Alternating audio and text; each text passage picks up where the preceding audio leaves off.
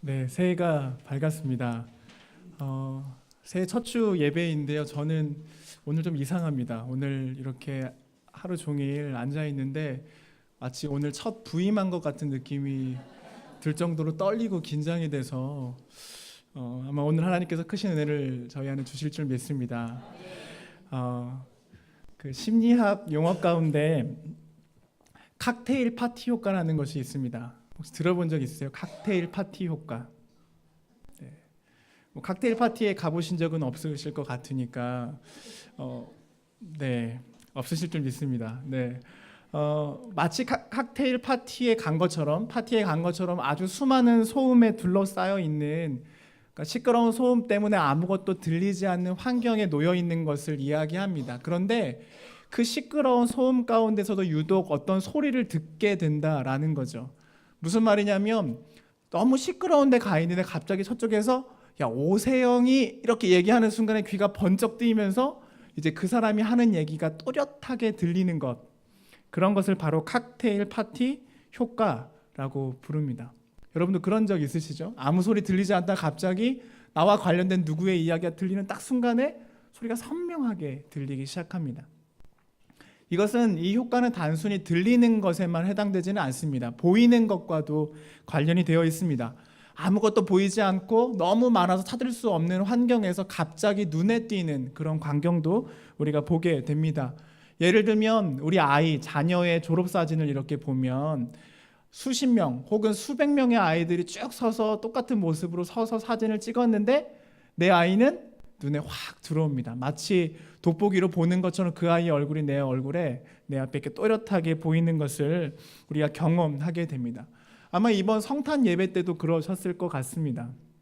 내 아이, 또 내 손자, 손녀, 또 나와 관련되어 있는 우리 부서의 아이들이 앞에 서는 순간에 갑자기 그 아이들의 얼굴이 또렷하게 보이는 그런 것을 여러분 경험해 보신 적이 있습니다. 왜 이런 현상이 들리게 되는 걸까요?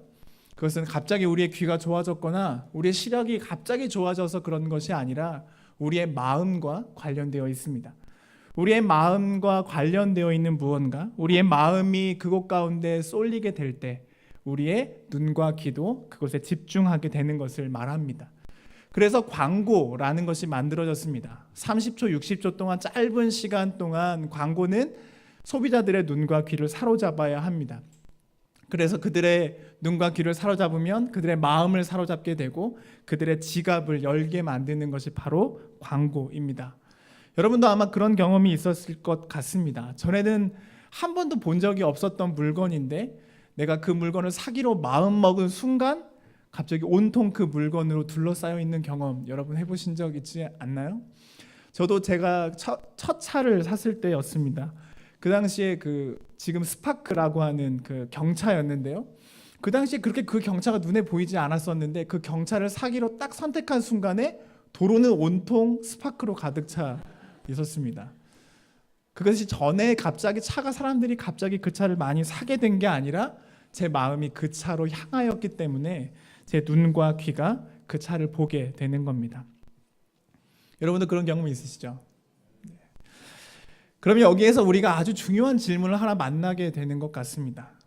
요즘 여러분은 어떤 이야기가 여러분 귀에 들려오십니까? 요즘 여러분은 어떤 것이 자꾸 여러분 눈에 띄고 있습니까? 어떤 것들이 지금 여러분들의 눈과 귀를 사로잡고 있습니까? 이 질문을 이렇게 바꿔볼 수 있을 것 같습니다. 여러분이 요즘 무엇에 집중하고 있습니까? 오늘 저는 이 말씀을 통하여서 우리가 꼭 집중해야 될 한 가지에 대한 이야기를 여러분과 좀 나누려고 합니다. 어쩌면 우리가 너무 잘 알고 있는, 많이 들어왔던 본문일지 모르지만 오늘 이 말씀을 통하여서 우리가 꼭 집중해야 될 한 가지, 그것만 보여야 하고 그것만 들려야 하는 그 한 가지에 대해서 여러분이 가슴에 새기고 돌아가는 시간이 되기를 바랍니다. 누가복음 10장 38절부터 42절입니다.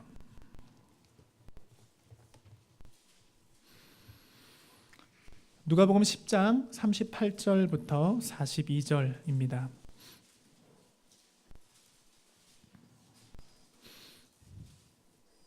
제가 한 절, 여러분이 한 절 나누어서 읽겠습니다. 그들이 길 갈 때 예수께서 한 마을에 들어가심에 마르다라 이름하는 한 여자가 자기 집으로 영접하더라.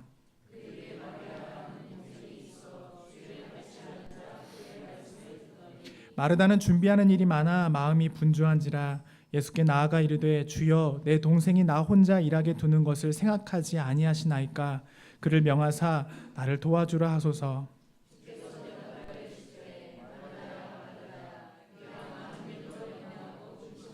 같이 읽겠습니다. 몇 가지만 하든지 혹은 한 가지만이라도 족하니라. 마리아는 이 좋은 편을 택하였으니 빼앗기지 아니하리라 하시니라. 아멘. 오늘 우리가 읽은 이 말씀을 통하여 하나님이 우리에게 이렇게 말씀하십니다. 나에게만 집중해라. 내 얘기만 들어라. 나만 봐라. 오늘 주님이 우리에게 이렇게 말씀하고 계십니다. 우리 주변에는 참 봐야 할 것이 참 많습니다. 들어야 할 것도 또 집중하게 만드는 것도 참 많이 있습니다. 그러나 우리가 그런 것들에 우리의 눈을, 우리의 귀를 빼앗길 때 하나님은 보이지 않습니다. 우리가 분명히 하나님을 위한 일이라고 시작했을지 모르지만 이건 주님을 위한, 주님의 교회를 위한 일이라고 그렇게 마음 먹고 시작했을지 모르지만 그것의 마음을 빼앗기는 순간 하나님이 보이지 않을 수 있습니다. 하나님이 기뻐하시는 사람, 하나님이 찾으시는 그 한 사람은 그러한 것들, 하나님을 위한 일들에 집중하는 사람들이 아니라 하나님께만 집중하는 사람, 하나님이 그 사람을 기뻐하십니다. 오늘 이 본문을 보니까 예수님과 제자들이 길을 갈 때 한 여인이 그들을 대접하기 위해서 자신의 집으로 초대합니다. 그 여자의 이름은 마르다입니다. 마르다의 집은 베단이라고 하는 마을에 있었습니다. 그녀에게는 오빠인 나사로와 여동생인 마리아가 있었습니다. 마르다가 예수님을 어떻게 알게 되었는지 본문을 통해 알 수는 없지만 나중에 보면 이 가정이, 이 남매가 예수님께 참 많은 사랑을 받았다라고 기록하고 있습니다. 그래서 예수님께서 요한복음에 보면 그 가정에 그분이 부활인 것을 가르치시고 또 그 죽은 나사로 오빠를 살리시는 기적을 보여주십니다.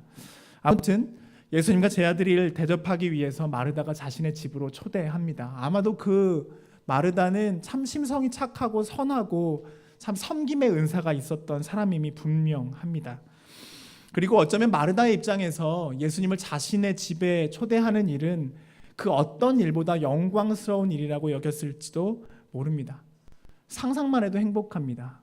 구원자이신 예수님이 나의 가정에 오시고 우리의 소파에 앉고 우리의 거실에 오셔서 나와 함께 식사하고 그 따뜻한 음성으로 나에게 말씀하시는 것, 여러분들 상상만 해도 기쁘지 않습니까? 지금 마르다는 그 일들 때문에 마음이 참 기쁘고 들떠 있습니다. 아주 생각만 해도 멋진 일입니다. 그런데 그 일을 생각하니까 갑자기 해야 할 일들이 너무 많아졌습니다. 안 쉬운 것이 떠오르기도 하고 예수님과 제자들을 대접할 음식을 준비해야 할 일이 그녀의 머릿속을 가득 채워가기 시작합니다. 조금이라도 대접이 소홀할까 많은 일들을 걱정하고 염려하기 시작합니다. 하지만 이것은 당연한 일입니다. 손님을 모신 집주인으로서 또 그 가정의 살림을 책임지는 여성으로서 이 일은 마땅히 해야 되고 당연한 일이었습니다. 그리고 그것은 기쁜 일이었습니다. 왜냐하면 예수님을 위한 일이기 때문입니다. 그런데 그렇게 그녀가 이 예수님과 제자들을 대접하기 위해 준비하는 동안 한 가지가 마음에 좀 걸리고 불편하기 시작해졌습니다. 마땅히 자기에게 와서 자신을 도와서 예수님을 대접하기 위해 준비해야 될 여동생이 없어졌습니다. 설마 했는데 그 마리아가 예수님의 발 앞에 앉아서 예수님의 이야기를 듣고 있었습니다. 아주 황당한 일입니다. 그래서 그 마르다가 예수님께 이렇게 조심스럽게 이야기합니다. 주여, 내 동생이 나 혼자 일하게 두는 것을 생각하지 아니하시나이까? 그를 명하사 나를 도와주라 하소서. 당연한 요청입니다. 당연히 마리아는 거실이나 예수님의 발 앞이 아니라 부엌에 있어야 될 사람입니다. 아마 그 자리에 앉아있던 예수님 옆에 앉아있던 제자들도 그와 똑같은 생각을 했을지 모릅니다. 그런데 예수님은 그 마르다나 제자들의 생각과 다르게 다른 대답으로 그 마르다에게 말씀하십니다. 다시 한번 읽어보겠습니다. 41절과 42절입니다. 시작.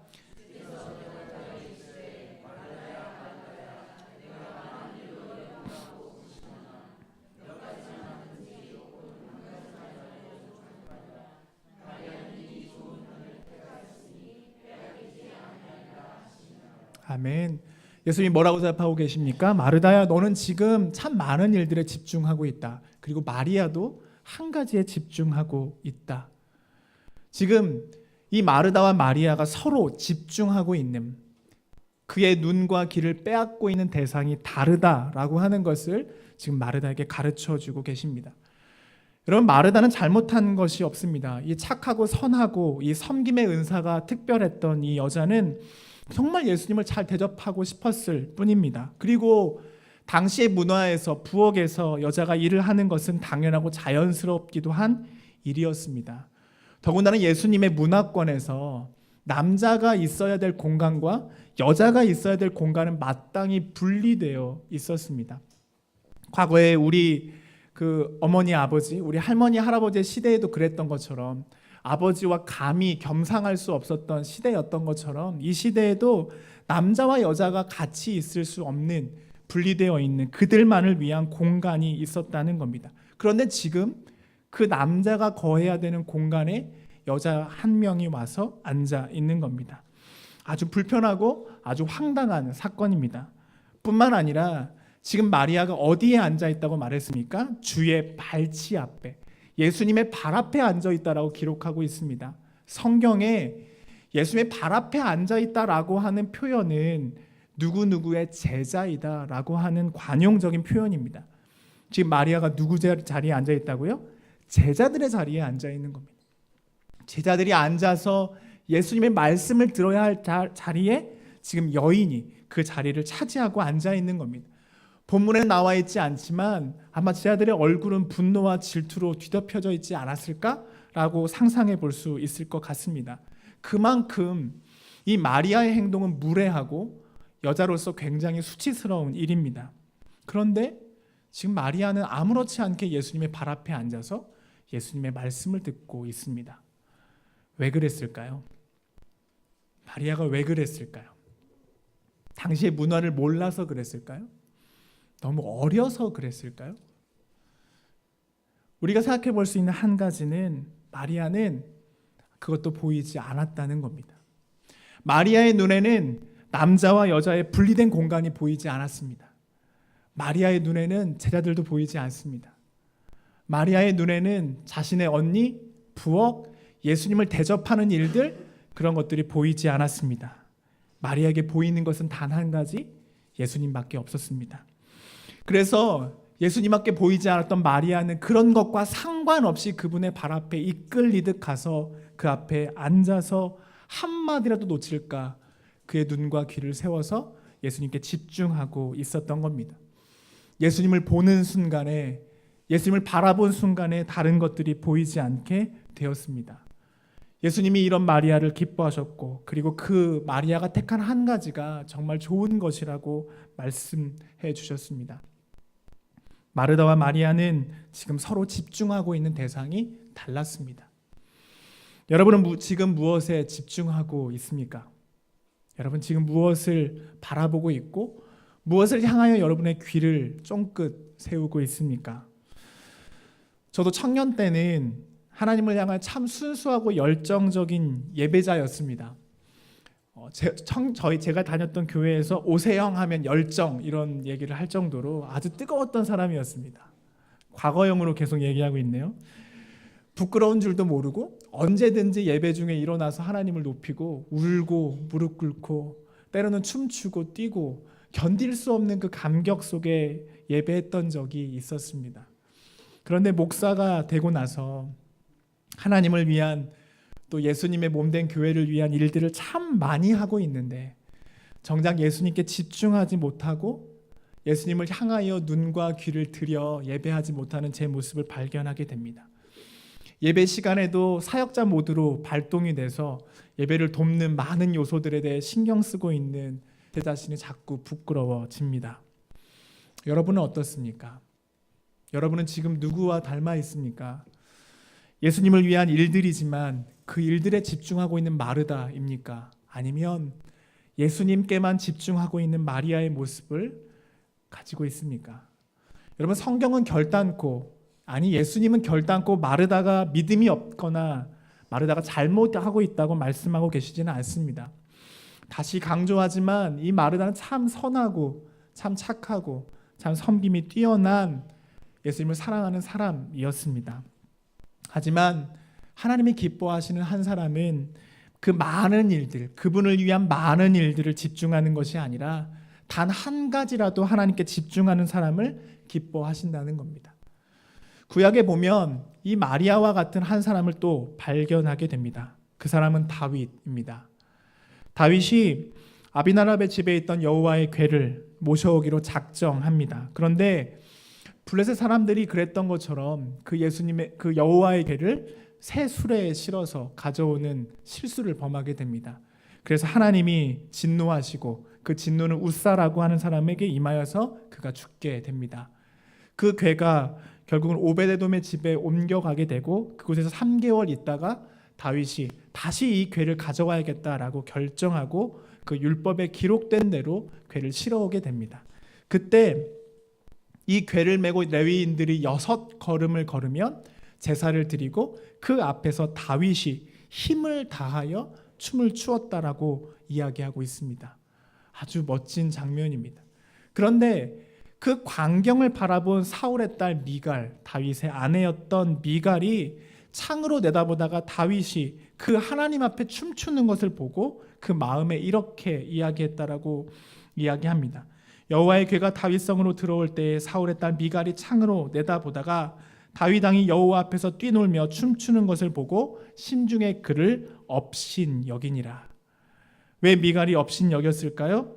그 다음에 이렇게 기록되어 있습니다. 다윗이 자기의 가족에게 축복하러 돌아오매 사울의 딸 미갈이 나와서 다윗을 맞으며 이르되 이스라엘 왕이 오늘 어떻게 영화로운지 방탕한 자가 염치 없이 자기의 몸을 드러내는 것처럼 오늘 그의 신복의 계집종의 눈앞에서 몸을 드러내셨도다 하니, 미갈의 비꼬는 목소리가 들리는 것 같습니다. 어떻게 이스라엘의 왕이, 체면이 있는 왕이 어떻게 그 앞에서 옷이 벗겨지도록 춤을 출 수 있습니까? 라고 비꼬고 있습니다.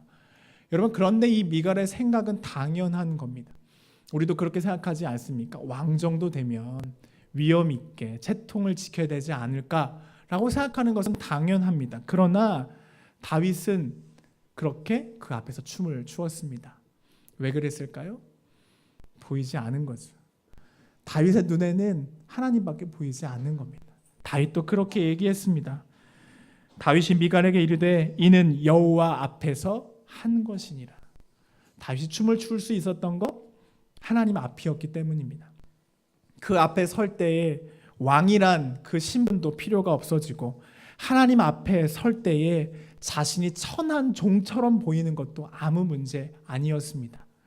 하나님 앞이기 때문에 그렇습니다. 시편 84편 10절에 다윗이 이렇게 고백합니다. 주의 궁정에서의 한 날이 다른 곳에서의 첫날보다 나은즉 악인의 장막에 사는 것보다 내 하나님의 성전 문지기로 있는 것이 좋사오니. 하나님 앞이라면, 내가 그분 앞에 있다면 문지기여도 좋습니다 라고 다윗이 고백하고 있습니다. 말씀을 정리하겠습니다. 여러분, 무엇에 집중하고 있습니까? 여러분, 단 한 가지 대상에 집중해야 한다면, 그리고 집중하고 있다면 그것은 무엇입니까? 우리가 살고 있는 이 세상, 우리가 살아가는 이 환경, 많은 것들이 우리의 눈을 빼앗고 우리의 귀를 빼앗습니다. 그래서 하나님을 향한 집중도 흩어버리고 산만하게 우리로 하여금 주위를 두리번거리게 만듭니다. 그러면 그럴수록 하나님은 점차 뿌옇게 보이고 흐려지고 하나님은 보이지 않게 됩니다. 여러분, 핸드폰으로도 카메라라도 사진을 찍어 보신 분은 알 겁니다. 사진이 출력하거나 사진을 화면으로 볼 때 흐리게 보이는 경우가 왜 그렇죠? 초점이 안 맞아서 그렇습니다. 집중해야 될 대상에 집중하지 못할 때 카메라는 흐리게 그 출력물을 보여주게 됩니다. 이처럼 우리가 하나님을 향하여 선명하게 집중하지 않을 때 우리가 하나님은 뿌옇게 보이기 시작합니다. 그러나 우리가 하나님을 향하여 초점을 맞추고 집중하게 될 때 다른 것들이 뿌옇게 흐려지는 것을 경험하게 됩니다. 예수님이 마르다에게 이렇게 말씀하셨습니다. 마르다야, 마르다야, 네가 많은 일로 염려하고 근심하고 있다. 이것은 마르다에게만 하신 말씀이 아니라 오늘 우리에게 동일하게 말씀하고 계십니다.